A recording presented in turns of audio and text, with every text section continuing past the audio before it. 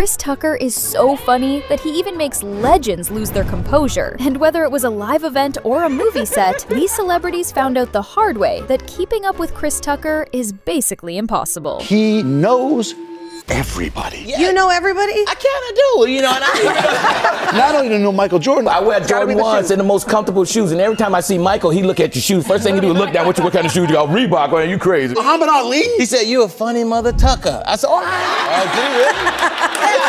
he was gonna say something else. You hang out with Prince now. I went over his house, man, because Prince have a club. Y'all hung out. We hung out. Okay, how about like Stevie Wonder? I know Stevie. Stevie's, oh man, he called me. Keep trying. You're gonna have to go way deep into Stevie Wonder. When Chris Tucker became one of the highest paid actors in Hollywood, his family took that news exactly how you'd expect. What is your family's reaction to your success? Oh, they all quit their jobs when they found out I was making $20 million a year. They said, we rich. I was like, no, I'm rich. But not everybody wanted Chris Tucker's money. His good friend Jackie Chan actually had the opposite problem. Jackie was so kind and so nice. He would give me a gift every day on the first rush hour set. He would send me over a different gift. I said, man, what is this? Part of his culture? He's so nice. Then I realized he's from China. They make everything over there. He was getting it for free anyway. Oh, that's very unfair. He wasn't paying for nothing. Oh, man. He was looking out the window like, look at Chris Tucker. He gonna go broke trying to keep up with me. We make Jordan 1s in Taiwan. And while Jackie was super generous, the rest of China had absolutely no idea who Chris Tucker was at the time. I was the only black person in Hong Kong. I was looking for black people. I said, where are the black people at? No black people, no. They thought I was Kobe Bryant, man. They didn't know who I was. Like Kobe Bryant.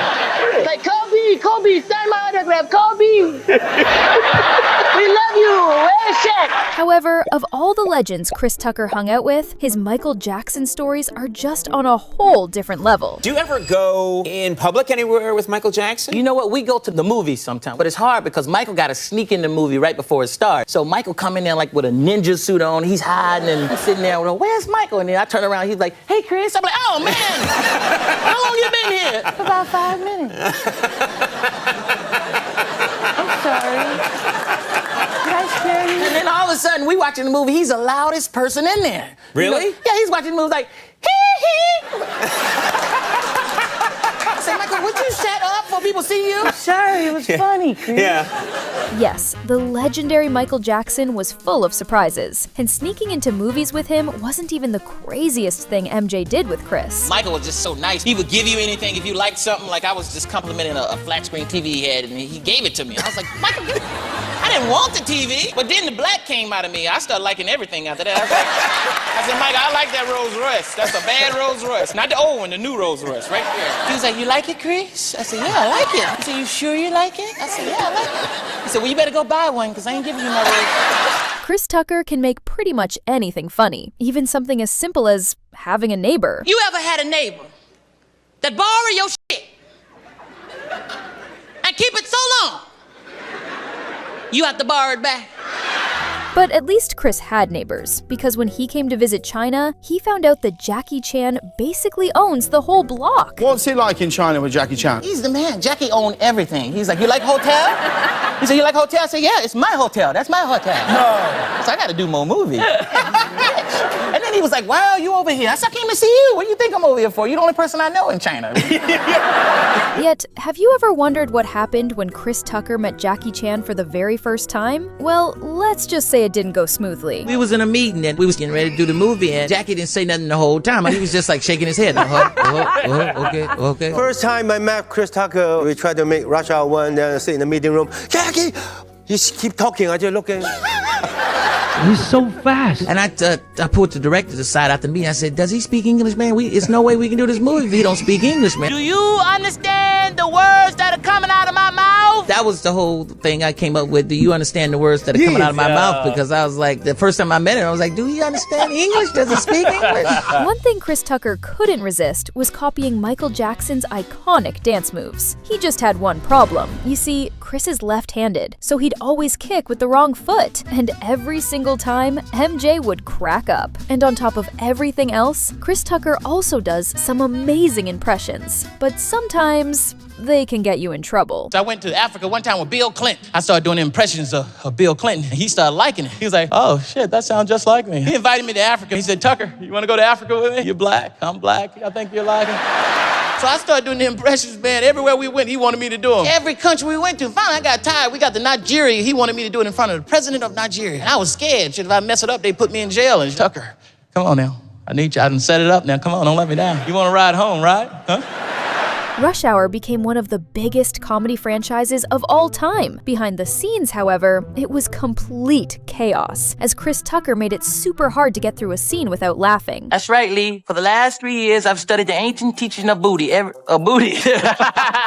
And sometimes the other actors gave him material to work with. Show your ass! Show your ass! Yes, yes. We'll go through more bloopers very.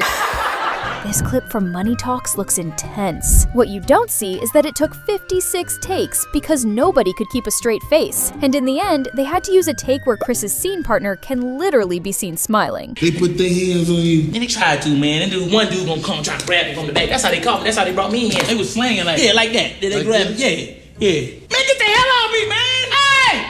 Where your shirt at? We couldn't stop laughing. We did 56 takes one way, and we got one clean, and Brett Ratner started laughing. I'm like, oh! But it was magic. Chris Tucker tried to finesse a Rolls Royce out of Michael Jackson and failed. With Charlie Sheen's Ferrari, though, he didn't even have to try that hard. Charlie let me borrow his Ferrari, man, when I was like 24 or something like that. Did you own your own? No, I didn't have one then. I just asked him because I was like fearless, like, Charlie, let me borrow your Ferrari. He was like, okay, sure. I was like, what? There were so many cars in the driveway back then. Yeah. It was cool to have another parking space open, you know? I kept that Ferrari so long, he forgot I had it. He was like, do you have my Ferrari? I said, I think I do. He said, you want to bring it back?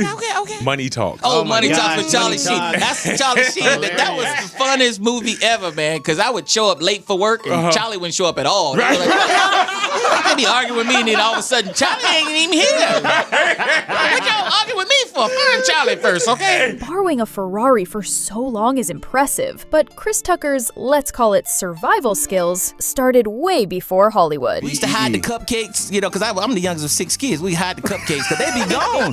By the time my mama get home, he said, Mama, I got that groceries for you. I got that. You take it in there, you hide them cupcakes. You know, you take out 3 or 4 of them. Mama, what happened to the cupcakes? Hey, man, Mama just bought 2 of them, man. I'm sorry. His brothers eventually got their payback, though. My brothers, I invited them down to the club, and from, being from Georgia, and like you said, they, being a comedian, like, what? They was all laughing at me, like, all right, I'm gonna come down there and see you perform. I invited them down to the comedy club, and they was down there, and I was on the list, but being a comedian, you might not get to go up. It's not guaranteed. So I didn't get to go up that night, so I had to ride all the way home, and they was in the car. I thought you was a comedian.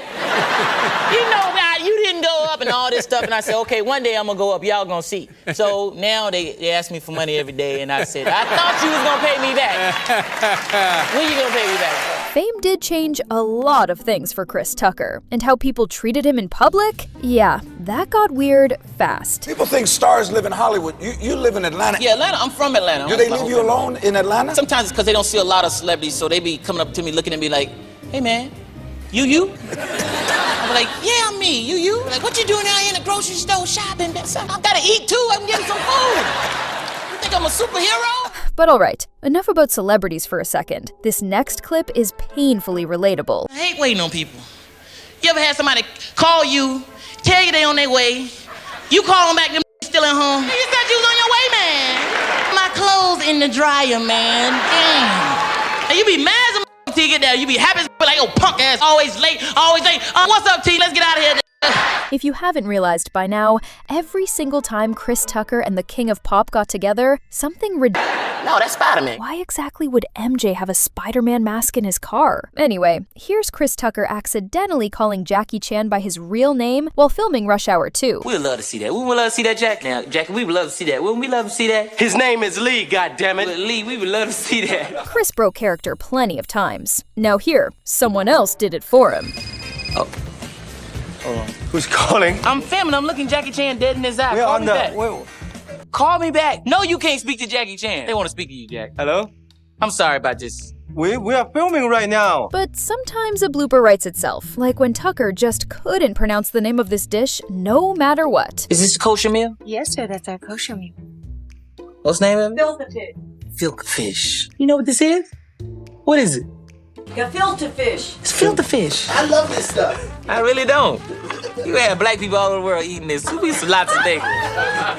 And finally, here's Kevin Hart with a Chris Tucker encounter he most definitely wasn't expecting. And that's exactly why the Rush Hour star is one of my favorite comedic actors. I got a funny Chris Tucker story. We were buying our first house and we're coming in this neighborhood, and I didn't know that Chris lived in the neighborhood. And this is when Chris was like having the taxes problems, right? So I'm like in the house and Chris comes by and all he says from outside is, "Pay your taxes, man." I go, "What?" "Well, I'm here, man. I got a house down here too, man. They told me he's coming here. I'm just telling you, pay your taxes."